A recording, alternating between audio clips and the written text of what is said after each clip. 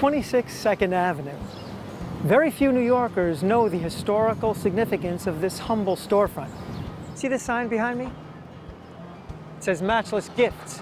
It was the name of a curio shop that was here in the mid-60s, a name that turned out to be quite prophetic indeed.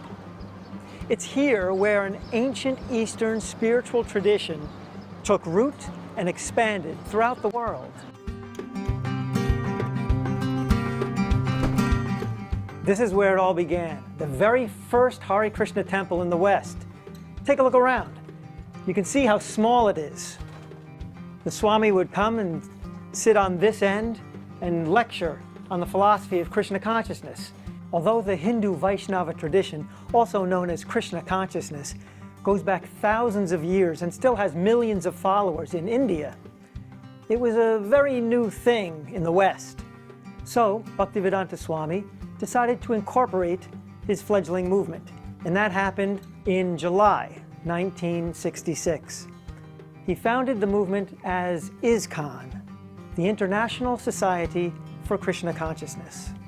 When Srila Prabhupada came to this country, he did something that was quite daring, in the sense that his goal was to transplant a very well-established and very authentic and old tradition from India to the United States, to New York City, to the 60s counterculture. I mean, if you look at it comparatively, there couldn't be two more different cultures than these two. Within 12 short years after he left India, A.C. Bhaktivedanta Swami Prabhupada traveled across the globe 14 times, initiated thousands of disciples, established over 100 centers, several farm communities, as well as various charity and educational organizations. But what happened to his legacy after he passed in 1977? Where does his organization stand now, 5 decades after he established it?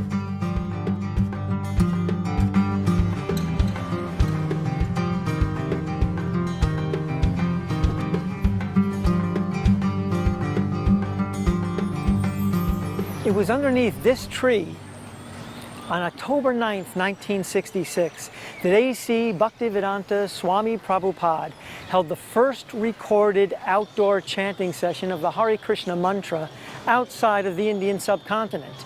Chanting the Hare Krishna mantra is one of the most important activities for Krishna devotees.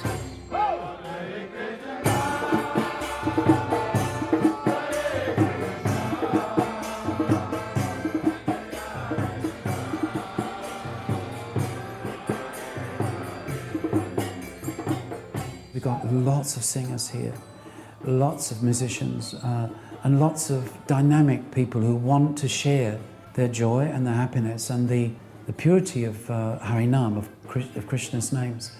And so there are quite a few different initiatives going on.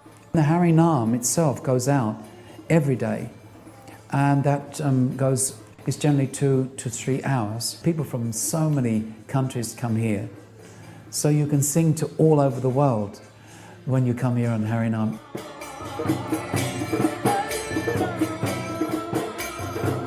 There's Kirtan London. Sometimes they hold 6 to 8 hour kirtans where they invite the general public, anyone who wants to come.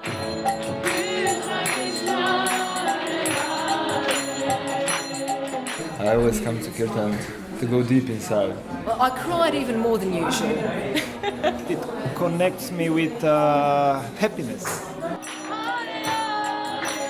There's been kind of a surge over the last 15 years where we've seen more and more the youth of the Hare Krishna movement are just set alight by their desire to specifically do kirtan.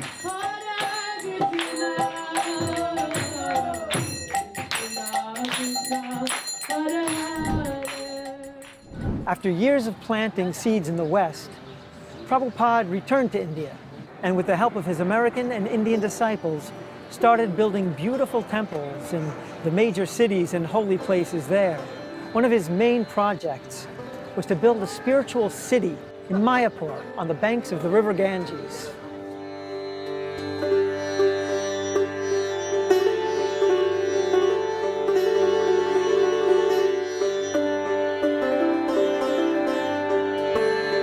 Prabhupada was planning a project that was far bigger than ever had been attempted by anyone else.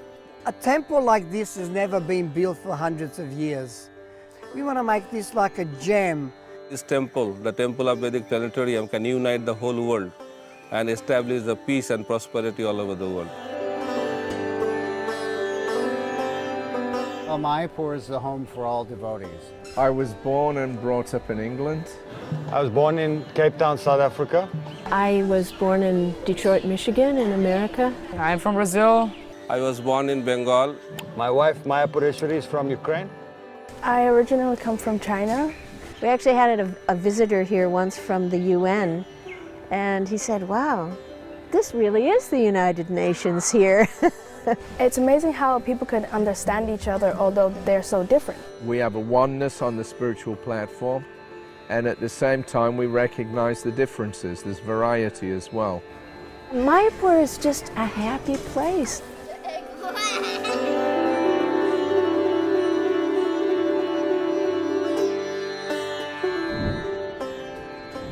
Back in the early days, most of the devotees lived and served inside the temple itself. Nowadays, most devotees have families and have regular jobs. Lawyers, doctors, bus drivers, even actors, like me.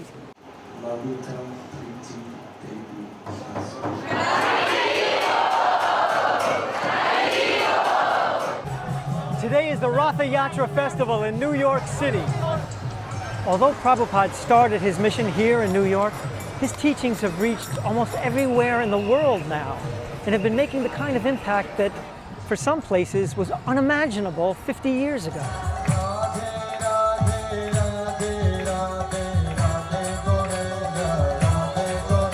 На самом деле, ни разу не была на таком концерте, поэтому очень понравился данный формат. Очень много эмоций получила. Я работаю в нефтяной компании полдня, в остальное время фотография, моя профессия. There is no material reasons why this movement grew so much. Definitely, grace of Srila Prabhupada and his way of presentation, because so far we distributed millions of his books, probably around 20 million of Prabhupada's books, and people just by reading his books become devotees, become convinced. His presentation is absolutely unique.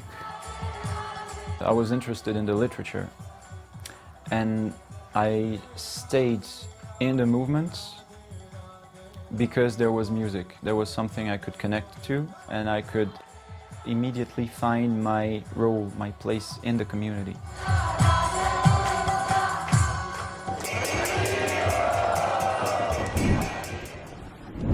Behind me are a row of colorful tents. Inside of each of them is a different aspect of the central components of the culture of Krishna consciousness. Directly behind me is a booth called Books on Yoga and Meditation. They give the basis of our philosophy. Basically, that we're not this body, we're eternal spiritual souls.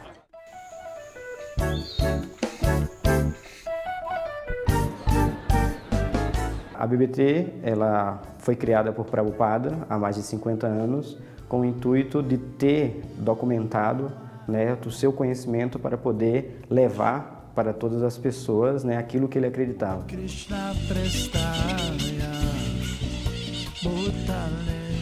Minha maior alegria na vida é esse serviço de tradução, porque eu sei que eu não estou beneficiando só a mim, mas eu beneficio as pessoas que têm acesso a esses livros. E a tradução também tem uma vantagem, algumas vezes eu gosto de escrever também, mas na escrita talvez apareçam as minhas imperfeições, as minhas debilidades, mas quando eu traduzo o livro de uma pessoa completamente qualificada, como os Goswamis ou Prabhupada, eu tenho certeza de que eu estou sendo um instrumento de uma mensagem perfeita. Então, me inspirou muito, né, distribuir livros, porque foi também através dos livros que eu pude mudar de vida, né, mudar meu nível de consciência, né, que mudou completamente a minha vida. Então eu gosto, né, da ideia de oportunizar isso para outras pessoas, dar isso para outras pessoas, né? Algo que foi maravilhoso na minha vida, que outras pessoas tenham a oportunidade. A partir de 2009, em 2009 nós conseguimos distribuir 135 mil livros e desde então a nossa média anual é de 350 mil livros. A minha maior felicidade na vida é quando eu vejo que Prabhupada ele é reconhecido pelo serviço que ele fez e que faz para a humanidade.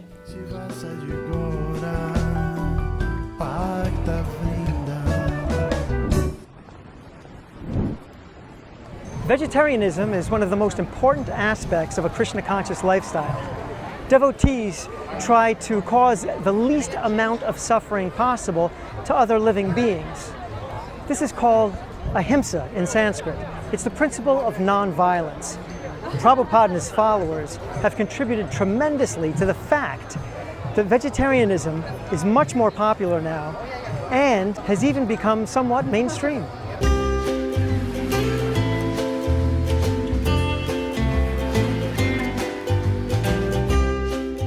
Not that long ago, it was kind of unheard of to have a vegetarian restaurant. And I would dare say that Hare Krishna are probably the first people in Australia to do one. There were teary moments and, you know, a lot of blood, sweat and tears. But, you know, I think if you want to establish something great, you have to go through those kind of crazy processes. And now it's a massive, you know, massive sort of lifestyle choice. If you say clean eating, vegan, all that sort of stuff, now it's embraced. And I think we did a lot of the groundwork for that. It's kind of an exciting new world of vegetarian prasadam distribution.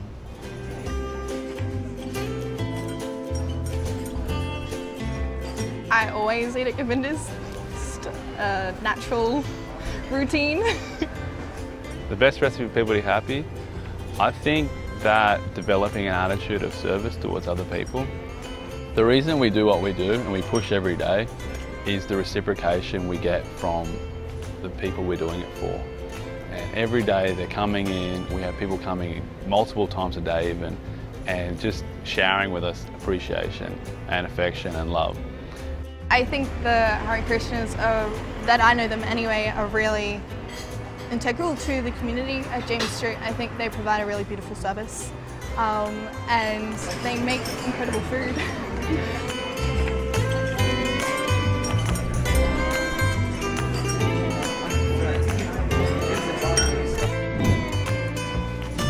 Giving out prasadam, or sanctified vegetarian food, is a symbol of love and care, and is an integral part of the ancient spiritual Indian culture. When Prabhupada first started attracting followers, he personally cooked for them and personally fed them. Later on, he asked his disciples to make sure that no one ever went hungry within a 10-mile radius of any ISKCON center.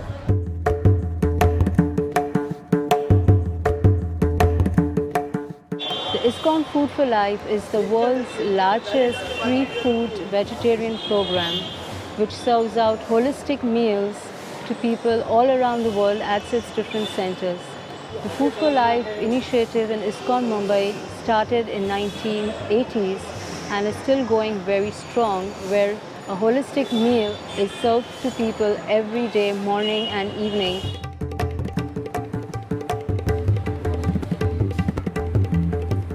So we started this project in the year 2004. It was a very humble beginning. On the first day, we went to one school which had only 900 students. 11 years down the road, we have set up 20 kitchens in different parts of the country. We have a presence in 8 states, and we are feeding 1.2 million kids every day.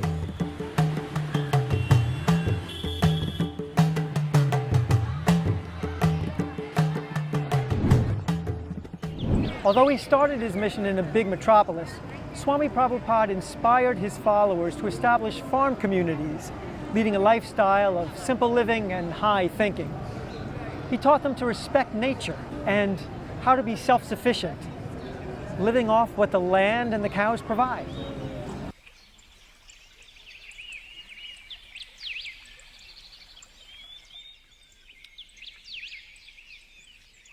Számunkra a környezetvédelem az nem csak egy jelmondat, amit kiteszünk valahova az ajtó fölé, és aztán meditálunk nap, mint nap, hanem mi gyakorlatban az életmódunk a legfőbb környezetvédelmi programunk. közösségünkben 130-an élnek, és ehhez szükséges zöldséget, gyümölcsöt, gabonát, tejet, tejtermékét meg tudjuk termelni. Gabonából több mint 10-szeres túltermelésünk van. At the moment we have around 50 cows and oxen. We have our own water system. So Krishna Valley is completely off the grid. No gas, no water, no electricity is coming in. Krishna Valley has a really great reputation of being the largest sustainable eco-village in Europe.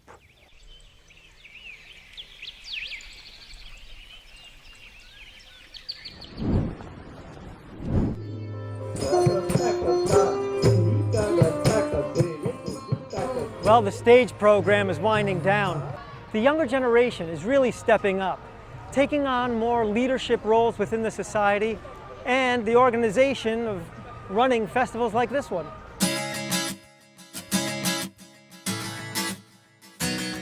Hare Krishna.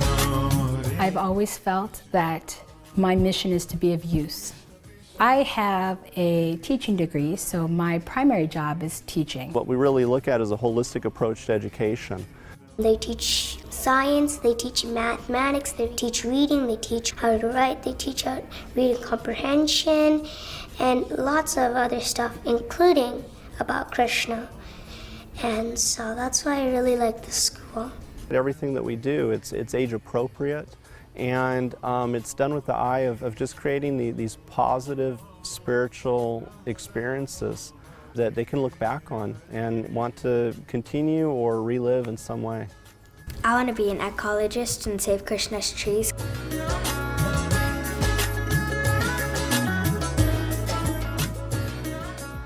I think ISKCON's contribution to the world around us has to do with the fact that it provides an authentic spiritual perspective on many of the issues that face us in the world today.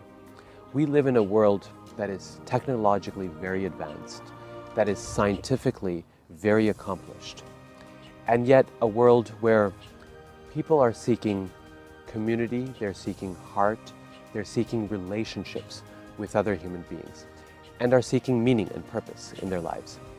And what ISKCON does, I think, is provide the opportunity, provide a pathway to finding that meaning and living it in a day-to-day way that is at the same time connected to our world around us and yet gives meaning and hope for something much greater than we human beings can imagine ourselves.